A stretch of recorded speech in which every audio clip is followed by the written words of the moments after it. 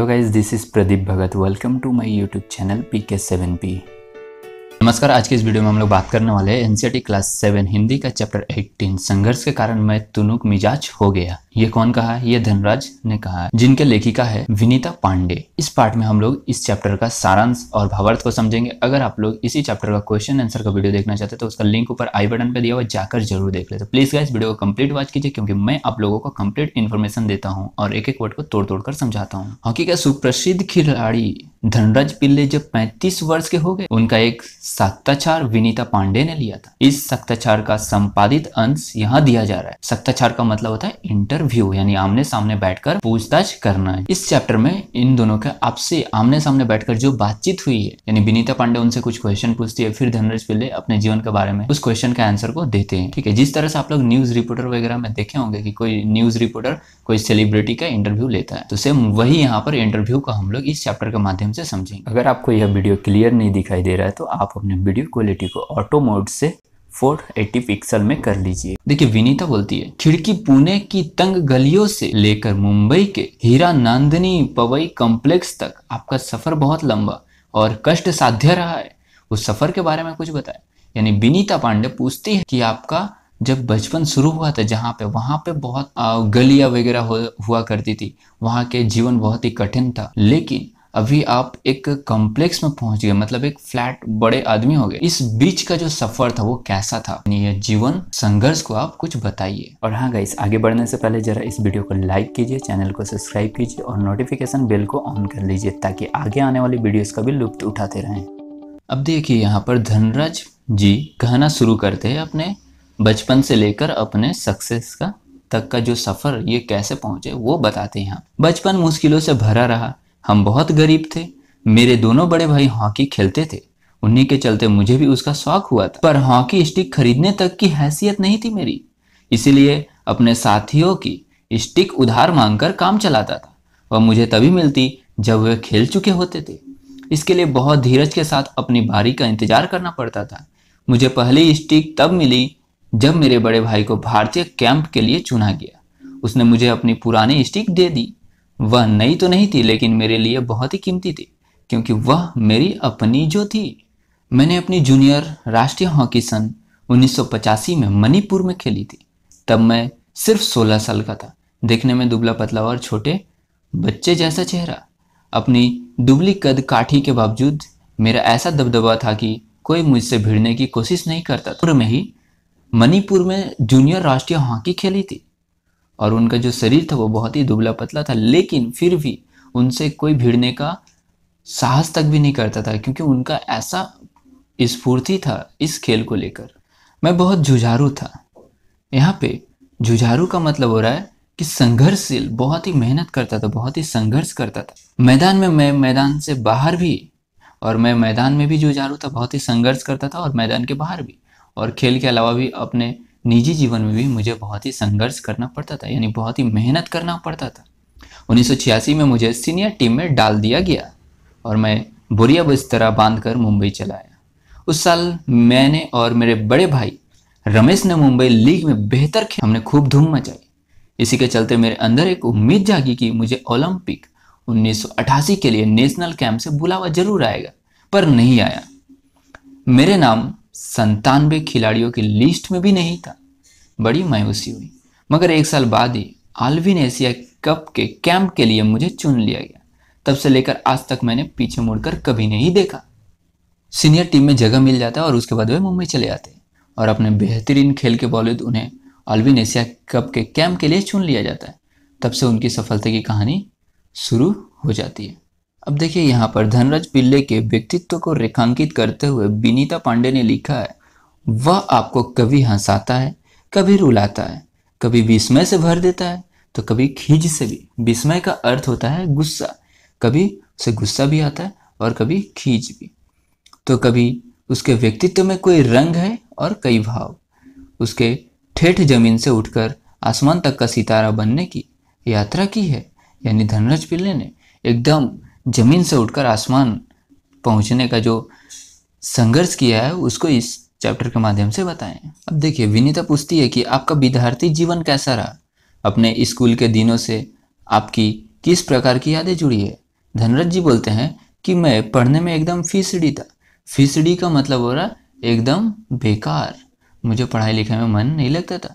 किसी तरह बस 10वीं तक पहुंचा, मगर उसके आगे तो मामला बहुत कठिन था। एक बात कहूँ, अगर मैं हॉकी का खिलाड़ी ना होता तो शायद एक चपरासी की नौकरी भी मुझे ना मिलती। अब देखो यहाँ पे सोचने वाला बात यहाँ पे धनराज पिल्ले जी ने कहा है कि अगर मैं हॉकी का खिलाड़ी हूँ तभी मुझे आज यह मान सम्मान मिल रहा है, क्योंकि मैं पढ़ने लिखने में मेरा बिल्कुल भी मन नहीं लगता था। मैं बहुत ही पिछड़ा था पढ़ाई लिखाई के मामले में। आज मैं बैचलर ऑफ साइंस या आर्ट्स भले ना हूँ, पर गर्व से कहता हूँ कि बैचलर ऑफ हॉकी हूँ। यहाँ पर देखिए, बैचलर ऑफ आर्ट्स या साइंस किसे कहते हैं? जो लोग 12वीं करने के बाद 3 साल तक कॉलेज की डिग्रियाँ करते हैं उन्हें बैचलर ऑफ साइंस, बीएससी और बीए और बीकॉम यानी bachelor of commerce, bachelor of arts कहते हैं। लेकिन यहाँ पर धनराज पिल्ले खुद को बैचलर ऑफ हॉकी मानते, हंसते हुए कहते हैं, और मेरी शादी के लिए मुझे मास्टर ऑफ हॉकी कह सकते हैं। सोचने वाला बात है। अब विनीता फिर सवाल करती है, आप इतने तुनुक मिजाज क्यों हैं? अब देखिए, तुनुक मिजाज का क्या अर्थ होता है? तुनुक मिजाज का अर्थ होता है चिड़चिड़ा होना, यानी वो बहुत ही चिड़चिड़ा टाइप का थे। उन्हें कोई भी कभी भी कोई कुछ बोल देता था तो वे बहुत ही तुरंत गुस्सा हो जाते थे। बिल्कुल भैया मेरी तरह मुझे भी कोई कभी चिढ़ा देता था या कुछ बोल देता है ना तो बहुत गुस्सा आता। वैसे आपको गुस्सा आता है या नहीं कमेंट करके जरूर बता सकते हैं। कभी कभी आप आक्रामक भी हो जाते। आक्रामक का अर्थ होता है क्रोधी, आक्रमण करने वाला, मतलब इतना गुस्सा कि गुस्सा पर कंट्रोल नहीं होना, ऐसे हो जाते हैं। अब धनराज जी बताना शुरू करते, इस बात का संबंध मेरे बचपन से जुड़ा हुआ है। मैं हमेशा से ही अपने आप को बहुत ही असुरक्षित महसूस करता रहा। मैंने अपनी माँ को देखा है, हमारे पालन पोषण में कितना संघर्ष करना पड़ा है।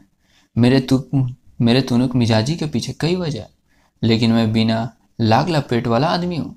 मन में जो आता है सीधे सीधे कह डालता हूँ और बाद में कई बार पछताना भी पड़ता है।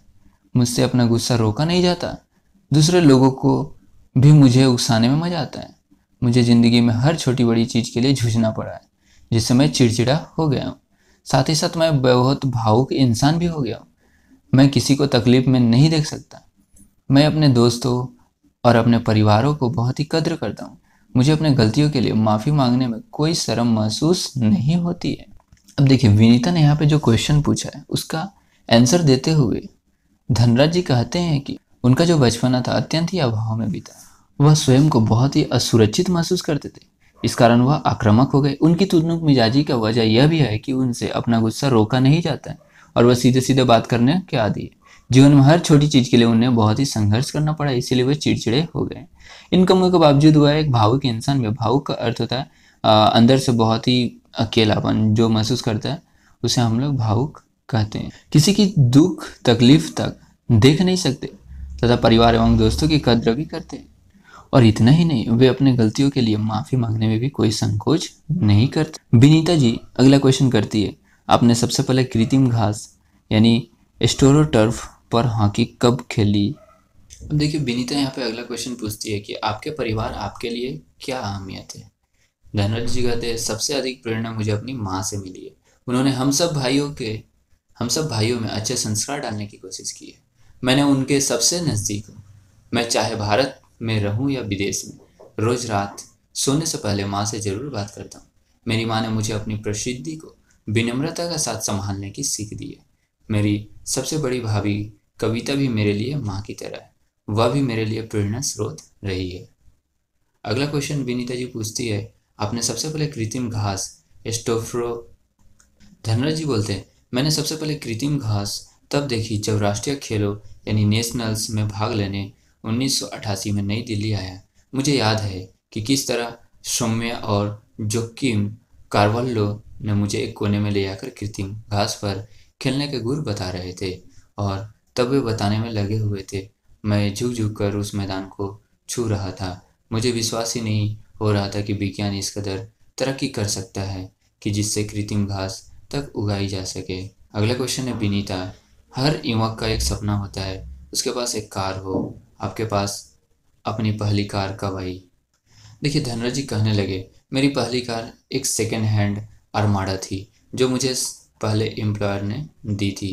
तब तक मैंने काफ़ी नामी खिलाड़ी बन चुका था, मगर यह कोई ज़रूरी नहीं कि शोहरत, पैसा साथ लेकर आए। मैं तभी मुंबई की लोकल ट्रेनों और बसों में सफ़र करता था, क्योंकि टैक्सी में चढ़ने की हैसियत मुझ में नहीं थी। मुझे याद है, एक बार किसी फोटोग्राफर ने एक भीड़ से भरे रेलवे स्टेशन पर मेरी तस्वीर खींचकर अगली सुबह अखबार में यह खबर छाप दी कि हॉकी का सितारा पिल्ले अभी भी मुंबई की लोकल ट्रेनों में सफ़र करता है।